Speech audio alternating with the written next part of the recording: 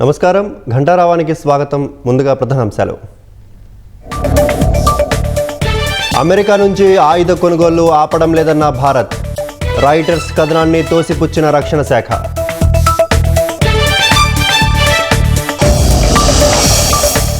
నూతన ఆదాయపు పన్ను బిల్లు ఉపసంహరించుకున్న కేంద్రం. స్పష్టమైన నూతన వెర్షన్ను తీసుకొచ్చేందుకు యోచన.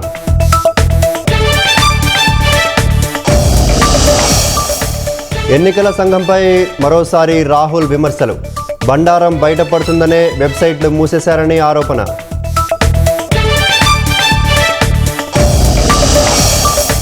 పోలీసులపై అవినాష్ రెడ్డి బెదిరింపుల తీరు మారలేదన్న సునీత.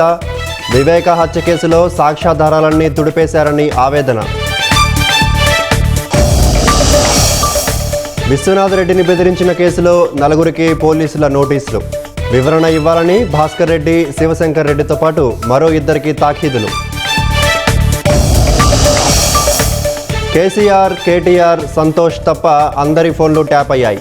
కేసు విచారణను సిబిఐకి అప్పగించాలన్న బండి సంజయ్.